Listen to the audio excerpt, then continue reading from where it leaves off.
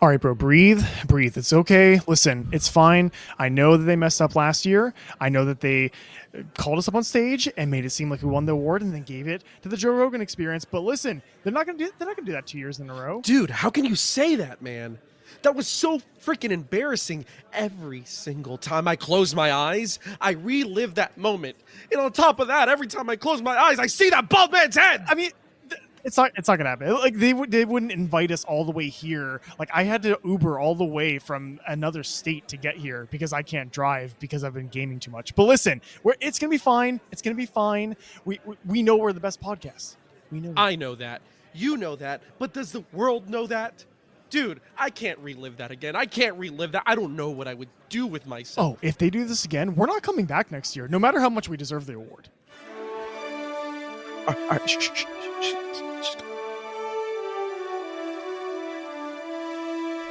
Now to present the Best Podcast of the Year award.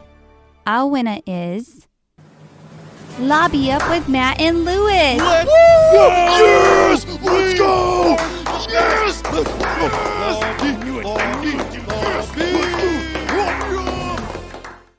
Well, we'd like to officially accept this as an apology from the Academy last year screwing us over. You guys have given us permanent emotional damage, and we deserve this. We are gods! Wait. Oh no. Oh. I'm so sorry. It appears there's been a mistake. The winner of this year's award is Talk Tua. What the? You guys ready? Lobby up. Hey guys, lobby up. GG's, lobby up. Dude, we gotta lobby up. Lobby up. Hey, should we lobby up? Yo, lobby up. Lobby up, y'all. Hey, let's grab a beer. Lobby up. Welcome to the lobby, everyone. You've got Matt and Lewis here with yet another Game of the Year episode. Woo! Can you believe it's been a year since we did our first one? Dude, I cannot. I mean, it feels like it's been like maybe a week since we recorded the 2023 one. Dude, and we're back, and I'm really excited to talk about these games because we got a lot of good games to talk about in this episode. Yeah, no, I mean, it was still a respectable year. Not as many heavy hitters like we had last year, but definitely so many that are worth talking about and many that we got to have the opportunity to play. Super excited to share all of our thoughts about it, and I want to get right into it, dude. And I think that this year has been such a good year for indies, and I feel like it's so easy for people to kind of glaze over it because we all want to see these AAA, quadruple A games, and we all want to talk about it. We all get mouth watered when we see all the crazy new visuals being pushed and whatnot. But man, I did an episode on it, but I had so much fun with Animal Well, bro. So what makes you think Animal Well is a runaway with debut indie? So honestly, man, it's a brand new studio. They're called Shared Memory, and I say they, but it's one guy who developed this, Dude, which is whole game. wild. That's so crazy. I can't believe it. When I was going through it, just the way I recognize that it's pixel art, and there's so much more advanced, complex visuals that people are capable of nowadays, but it looks so smooth. Everything looks like it was just done very purposefully. And he's really setting the standard because if one guy can make this game run so well, like teams of people have no excuse anymore. He set the bar, he set the standard. And I think that alone gives it a crazy amount of points in my eyes for being a contender for debut indie. Could even get independent game of the year, but definitely for me, I think it's a runaway for debut indie. Just the amount of detail that he went into, the sheer fun and creativity in the puzzles. It's a wonderful game. Dude, put some respect on the pixel art style because that is in vogue right now, man. Yeah, I feel like every indie game out there has adopted the spirit of the pixel art, and I'm for it. I'm glad that that's an art style that has been an evergreen in the gaming industry, and the way that these indie developers are handling it is chef kiss, top tier, dude. Oh, absolutely. And I think that everybody's here for it because it's like, yes, we already understand you're a studio with less resources. You've got a lot less at your disposal. That's fine. So use an art that's nostalgic, We already love that. And then just run away with it, make it crisp, make it beautiful, bring all these cool ray tracing effects and whatnot that we can do nowadays, and throw it on pixels. Minecraft did this shit a while ago, right? You have these 3D blocks that are literally just like cubes that are meant to be grass or dirt, and we've got like ray tracing and shadows, like crazy shading and stuff. And I mean, that to me right there is the essence of these indie developers being able to just take this simplistic art and make it absolutely beautiful. And Animal knocks it out of the park, bro. And it really helps that Donkey has placed his money right into that. So that helps a lot, dude. Oh yeah, just being this famous YouTuber, you know, I'm really hoping that one day we can grace some independent developers with our fame and glory. We'll call it Lewis Studios. Yeah, the working title for Lewis's ego, I guess. But yeah, bro, I think that Donkey definitely helped get this game out there. The word of mouth was totally helped by his brand new publishing company giving it the thumbs up, and you know, it deserved it. Truly, at the end of the day, if any game deserved it, it was Animal Well. So he picked a wonderful game. I enjoyed the hell out of it. In my heart, it should win debut indie. Well, I will say I don't think it's a complete runaway. We have a contender, in my opinion, and I think the closest contender would be Balatro. And admittedly, it is a game that I have not played. Me either. But dude, the internet is in love with this game. I mean, one of the reviews for this game cracked me up because it straight up says that Valve should rename their handheld Steam Deck the Balatro machine, because it's just everybody's playing it so much. And if you're not familiar with the game, basically it's a roguelike poker game. It's two Sounds fun. Yeah, it's two different style of games that you would never put together that somehow they have made work, and people have just been absolutely loving it. Again, I wish I could talk more about it, but what you'll be hearing a lot today in this episode is games that we haven't played, but we definitely recognize that it's in the zeitgeist. People are talking about it. The reviews are on fire. So just look out for Balatro, because people have been hyping this game up to the point where someone who doesn't play poker like me is ready to pick up this game and see what it's all about. Yeah, no, I'm definitely, you piqued my interest, and shout out to you for powering through this thing you got going on with your voice, and shout out to everybody. Make sure you get your flu shot. This is your warning. Yes. Your boy is recovering from the flu, and you're probably hearing it in my voice today, but I am here because I love to hear myself talk. And he loves all of you, don't forget it. But mostly Lewis loves fighting games. Now you gotta tell me, bro, who's got it this year? Easily Tekken 8 has it this year. Could have guessed. But no, listen, there is another contender, which I'll get to in a second, but Tekken 8, it is a great entry into the Tekken series, and honestly, I'm loving it even more than my time I had with Tekken 7. I've gone through every single Tekken series from Tekken 1 to now, and even the tag tournaments. I've thoroughly enjoyed this game. It has had some problems recently, which funnily enough, in last year's episode, I brought up Mortal Kombat, but my biggest complaint was how monetized it was. Yeah. Tekken 8 has that same problem. With all the new mechanics that Tekken 8 has brought into the series, it gets bogged down with microtransactions. So a lot of people that will probably hear me say the praises for Tekken 8 also have that slight sting that it's like, yeah, but our freaking season pass really sucks. And I agree. But when you take it aside and we talk about the base game and the bare bone mechanics and what people go for Tekken, which is the fighting, this is peak Tekken in all its gameplay and all its glory, and easily to me the best fighting game of the year. It's hard to get away from the microtransactions, the battle passes, and what have you in this day and age, especially for games like that, multiplayer games especially, where, you know, one of the best trophies that you can show off to people that you're fighting online is that new skin, that new cosmetic outfit, whatever, what have you. So, hopefully none of that got in the way of your time as a journeyman. Thankfully, bro, it hasn't. When it comes to Tekken and all the series before it, I've really never cared too much about the DLC in regards to it.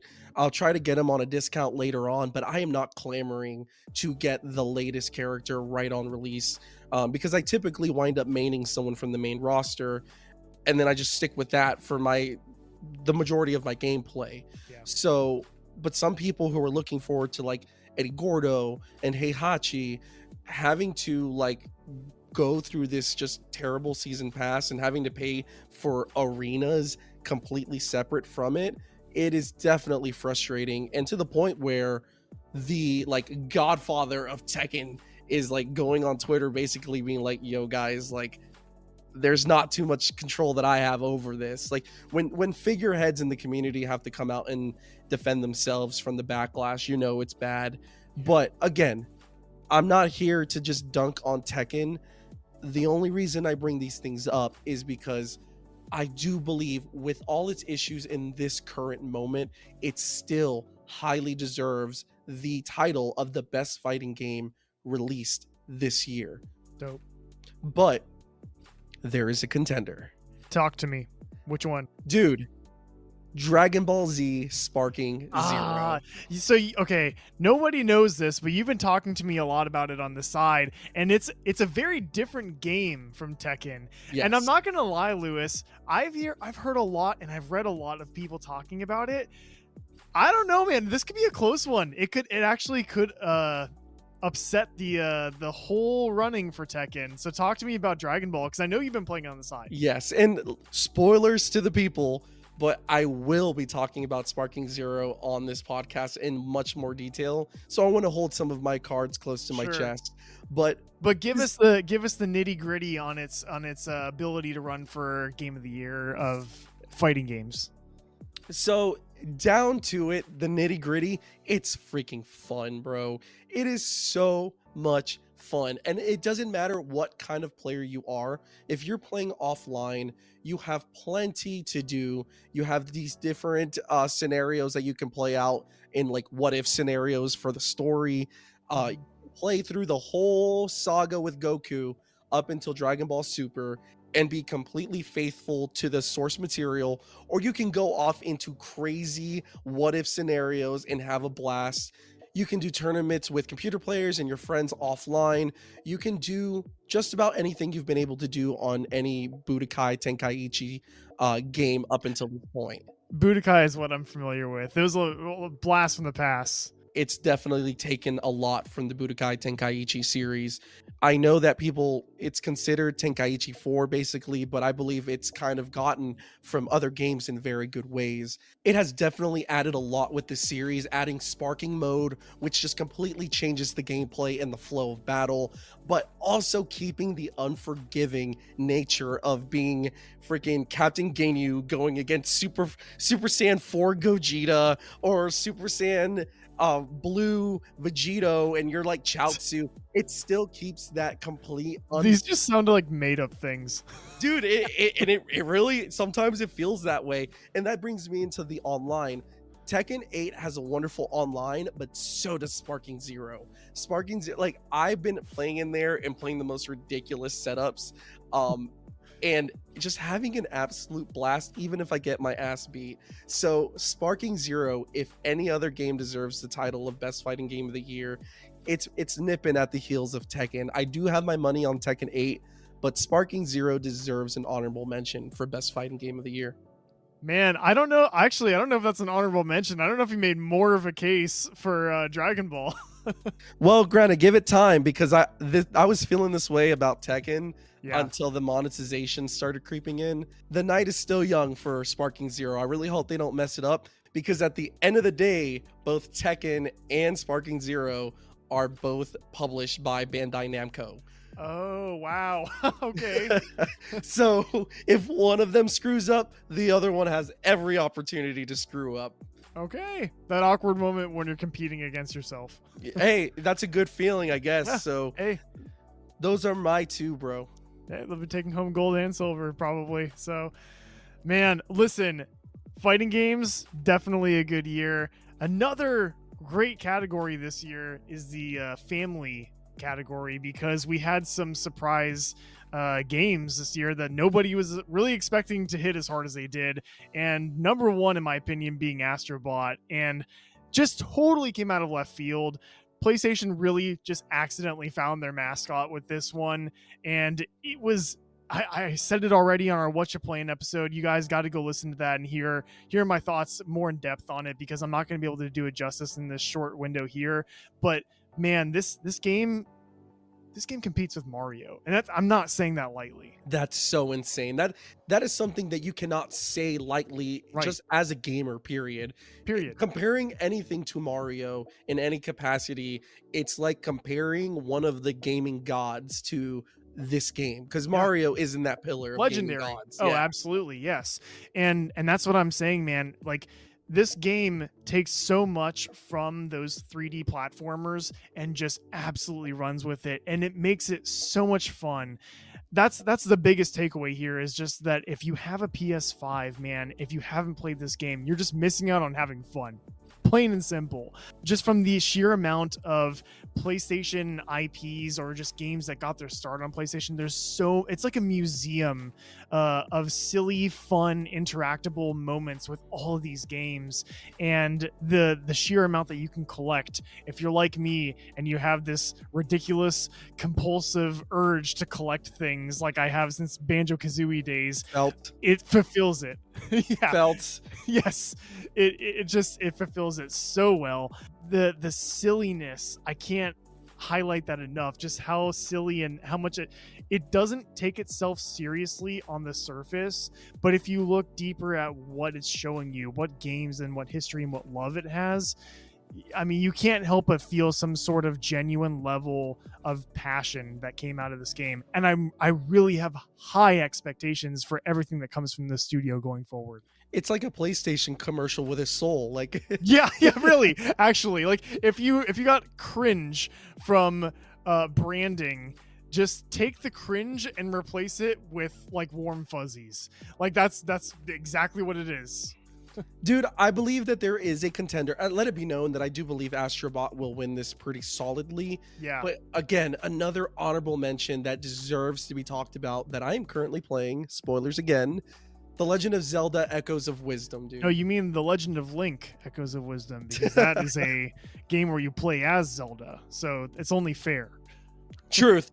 You're absolutely right on that. But dude, Echoes of Wisdom, I'm not gonna lie, I have a small bias to the Zelda series. Really? Yeah, dude. Can you believe that?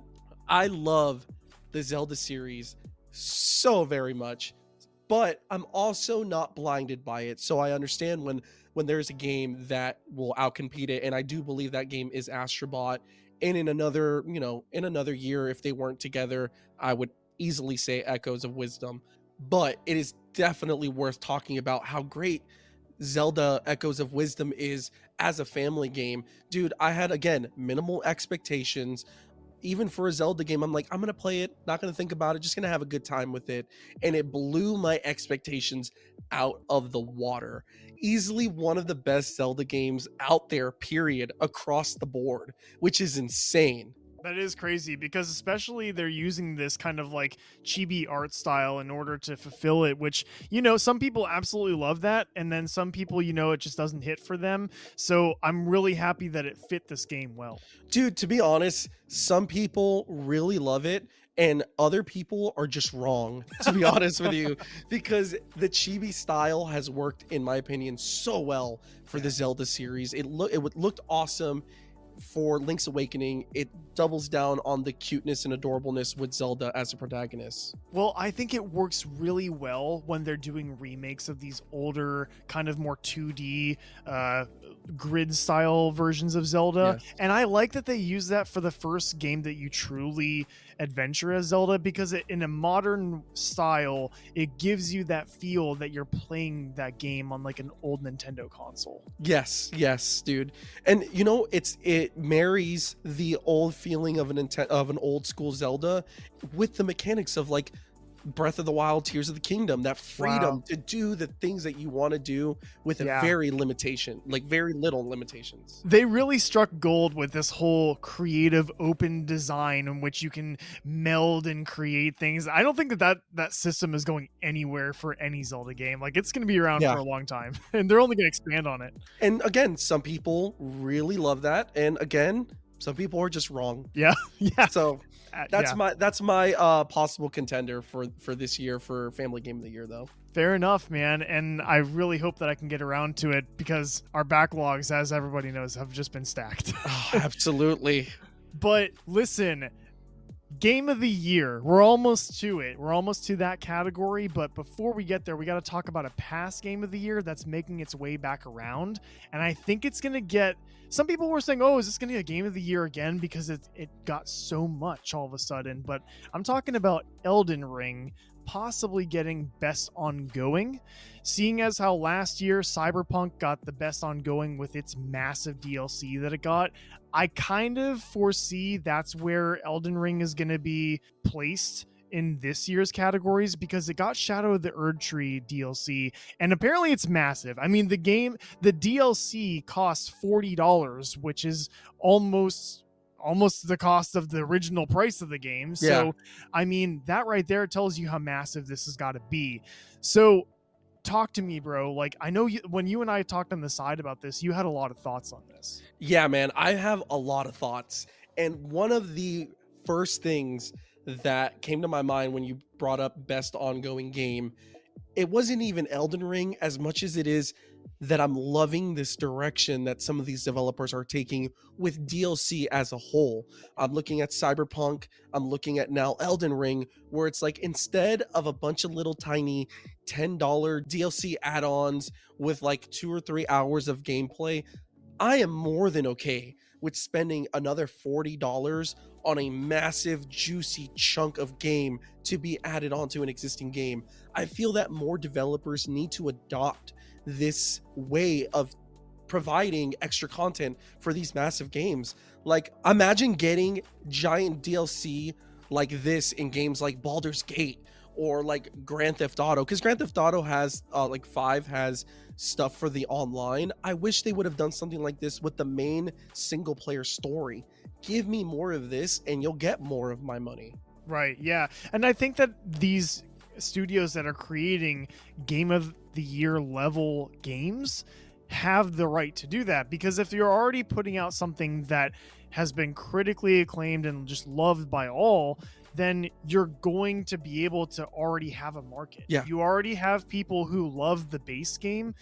Give them more of what they want, because if you try to make this all into a new sequel, that's where I think things go wrong. I think that if you try to make this into a whole new game as opposed to just expanding the story you've already found to work, that's where things sometimes fumble. And I think that that's where they need to find a balance. Absolutely. And this structure can altogether replace microtransactions. Yeah. We don't need to spend $1 here and $1 there for useless skins. I will gladly pay the $40 for a massive game. Right. Keep the microtransactions to a minimum. Give me more story. Give me more lore. And again, Elden Ring, Shadow of the Erdtree is doing just that. So one of the friends of the channel is Geo. Yes. He recommended The Messenger. He's a fantastic friend of ours and friend of the show. This is his favorite game of all time, is Elden Ring. He says it with all his chest. He's been hardcore sinking his teeth into this DLC, and he's just giving it its praise, saying how fantastic it is. And coming from somebody who already loved the base game, to me, that means that they're doing something right. Yes. And more developers should learn from this level of DLC. Well, man, that's what you get from a From Software game. And that just goes to show you what happens when a developer takes their time and creates something with passion and love and doesn't try to rush out a game and then have a million patches for it. I think that most of the gaming community can agree at this point that we would rather you take 9 more months and just polish the game out, finish it, like do not worry about trying to get some deadline for marketing or for whatever the motivating factor is. Please, developers, follow this and continue to just take your time and come out with a game that is going to be complete and what gamers actually want to play. Are you hearing us, Starfield? Are you hearing us, Shattered Space? Ugh. And that shows that this can be done wrong. Because listen, I am a Right. staunch defender of Starfield. You know that I really like the base game, Yeah. but I can't defend the DLC that they tried pushing out to us, and yeah. I don't think anybody could. No, it won't be a contender for best ongoing. Oh, listen, I'm not saying it is, but what I'm getting at is that it's not easy to do what Cyberpunk and Elden Ring have done with their massive DLCs. you have it- to commit. You really have Yes, to commit to it. Yeah. So good on them. Keep it going. Best ongoing game easily is gonna go to Elden Ring. But the best RPG this year, and likely game of the year, Drum roll, please. Final Fantasy VII Rebirth. Absolutely. Another year, Lewis. We've got to figure something out here, because this is another year where neither of us played the game. Yeah. But because, like you said, we have eyes, we have ears, we know that this is gonna win. Listen, we're in the trenches in the gaming community. We at all time know everything. We are all seeing. We are gods. And Do you say that like every day? absolutely, that's my affirmations. But listen, this game, I really wasn't sure what was going to happen with this game, because I'm like, okay, you came out with Remake, and now you're coming out with Remake. Like, what are we gonna do? What's gonna happen here? And I was blown away. It didn't take long to, when we were coming up and conceiving this episode, it didn't take a lot of research to really figure out what was so beloved about this game. Yeah, and a lot of people's complaints about this game is that there's too much content, which So is insane. And That's I insane. would say that from what I've read is that either you loved how much there was in this game or you were wrong, because it seemed to be that, yeah, the one critique that I saw was that people thought the pacing was a little bit slowed down by how much there was, but I saw more often that people appreciated the level of depth that was created by the content. The sampling of so many different versions of mini games that were available in this game was very much praised. The music, I sidebar on this, I think it's also going to get best music this year as well. Apparently the composition is just absolutely phenomenal, and really actually deepens the storytelling, is what I'm reading anyway. And just from what I've seen, the gameplay looks absolutely unreal, just super fast paced and fun, a lot of different abilities that Cloud has, and just how much fun it is to be able to use that kick-ass sword of his. Just, I don't know, man, it seems like it's a no-brainer. So this is a big deal for the Final Fantasy series. They have never won any sort of game of the year as far as that I've seen, Which is wild. Yeah, it's always just off due to the competition. I feel that the competition this year is clear enough for this game to win it all, which would be a high honor. And it's to me, it's almost poetic that it would be a Final Fantasy VII remake. You know, like out of all of the Final Fantasy games, that is the most famous Final Fantasy of all time, bar none. Don't come at me. If any version of this game deserved it, it should be a Final Fantasy VII game. Absolutely. So I actually struggled with deciding which game deserved Game of the Year between a couple other ones, but just to hammer it home, I do believe Final Fantasy VII Rebirth will win Game of the Year. But I do believe that there are at least 3 other games that are in the running for it. And one of them, dude, which is insane because for a moment, I didn't think it was possible. But as we get closer, I could see Astro Bots coming out of nowhere to win. And it's crazy because traditionally speaking, family games don't win. And you can say there's a bit of bias here because one of the only family games that's won is It Takes Two, which Jeff Yes. Keighley helped develop. Yeah, So it's like, how much does that one count? yeah, but it's true. but yeah, I mean, crazy enough, I have seen Astrobot thrown around a lot more than I would have expected to. And Same. to be honest, man, if I saw anything beat Final Fantasy VII, I'd be very happy with Astrobot winning, because all I'm going to be thinking about is that crazy singing tree that I probably feel like I just had like a cough syrup dream about, but it was actually in the game. And honestly, I feel like it's just going to be such a wild thing if it wins. But hey, more power to him. Bro, every time you crack me up, I start having like a huge coughing fit in the back. Like I have to mute my mic. You're killing me tonight, man. You're killing me. But listen, so you had a couple more, man. Keep going with it. What else you got?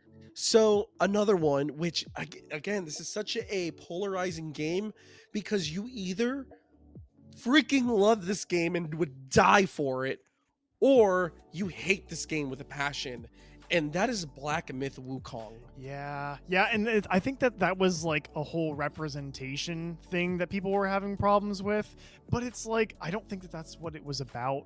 And I mean, again, I didn't play it, so I can't really speak for it. Yes. But because we know things, we're gods, what have you, etc.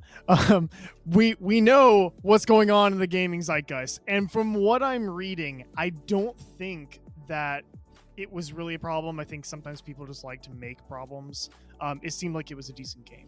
Yeah, I mean, listen, any story that is based on Journey to the West, whether it's Black Myth Wukong or Dragon Ball Z, or Dragon Ball, it's going to be good. And to be honest, based on the gameplay that I've seen just in preparation for this episode, I have been digging deep into the gameplay, watching different takes on it, and really kind of soaking it in as much as I can without just actually playing the game itself. And it looks like a lot of fun. Yeah, no, I mean, as far as RPGs go, I love me some RPGs, and I'm actually kind of sad that I missed out on it. I think it released exclusively for like PC and PlayStation when it first came out, so I'm probably gonna have to get around to it eventually. Definitely one that I missed out on, but it looked fun. Yeah, it's very Dark Souls-like is what people say, and it's extremely hard, which is anything difficult in gaming is right up my alley. I love difficulty levels. You could have just left it at Souls-like, and everybody would have known the difficulty. True, very true, very true. All right, so what's the number 3? Dude, there is a game that I knew nothing about until Geo, again, shout out to Geo again, you loser. He brought up Metaphor ReFantazio. And it is what? Bro, I didn't know what this game was, and I even like when he showed me the trailer, I'm like, it's an Atlas game. So I'm like, this looks like Persona. Like, is it a JRPG or? Still, it is a JRPG, turn-based, and Gio said that this game is gonna do numbers and it's gonna be amazing, and he had it recommended by dozens and dozens of his friends, and I have seen the reception. And I have seen the gameplay, and I now also want to play Metaphor ReFantazio because it looks fantastic, and it looks like it's so much fun. It looks Fantasio. Sorry. Sorry. I'm sorry. That's where my stupid brain goes to. Like honestly, I think that I'm dying. I can't get my head around so many of these RPGs, man. Like I think nowadays I gotta have, and that's ultimately the bottom line for me, is like I gotta have some reason to play another RPG.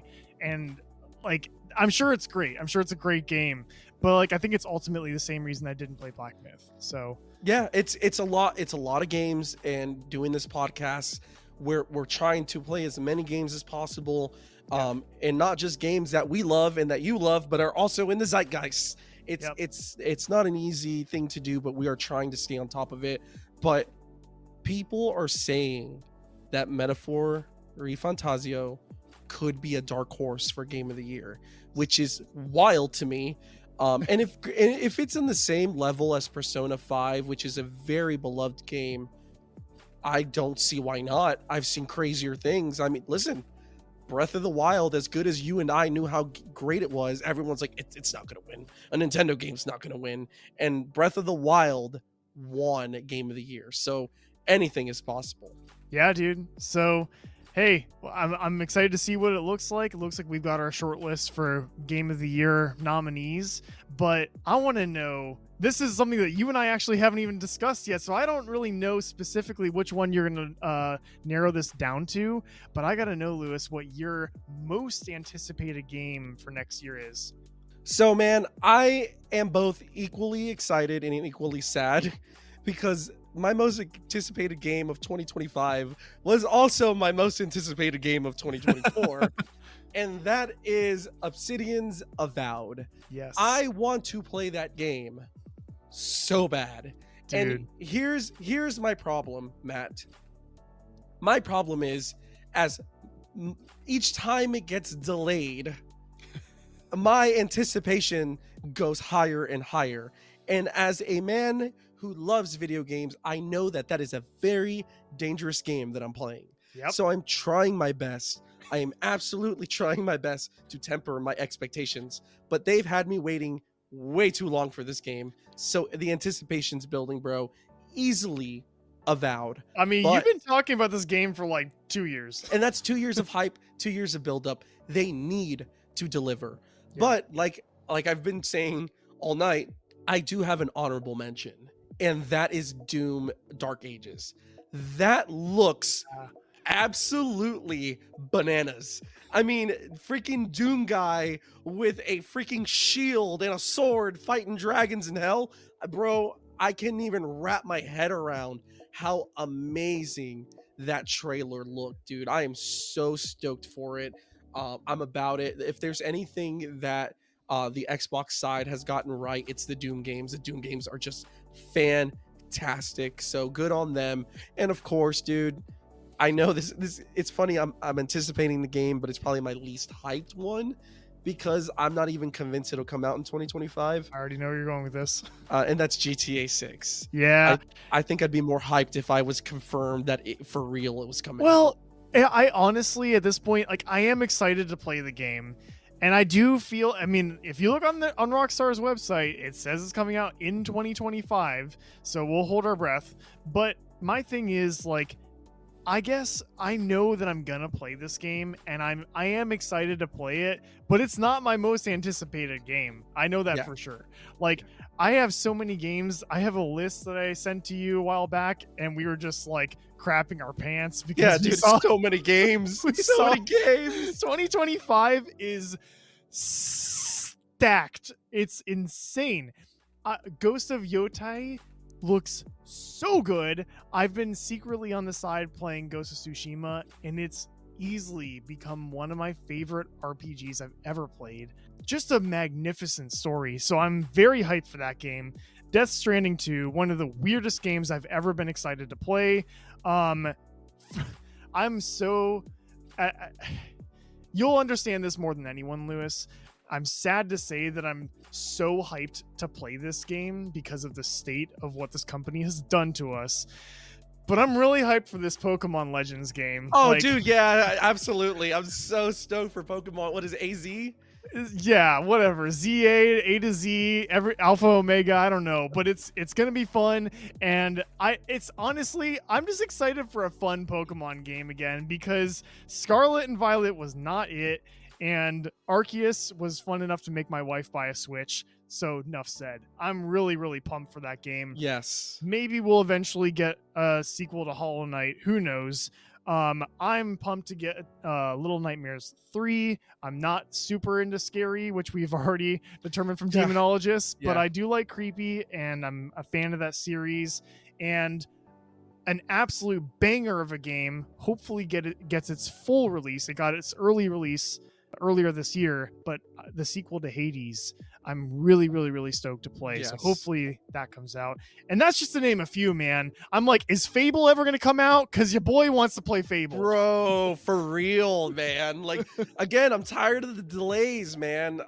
And then some I know. games- How can in one episode we say, guys, take your time, delay the game, make sure it comes out right, and then like in the same breath be like, where's my game? But listen, man, I've said this many times before on the podcast, but this past year of gaming for me has been super special. Obviously, we've been gamers our whole lives, and that's what got us started in this. But I just mean the games that I have played this year as a result of being in this studio all the time with you has just been super special. And I've just really, really enjoyed it. And I have Lewis and all of you guys that are listening to thank for that.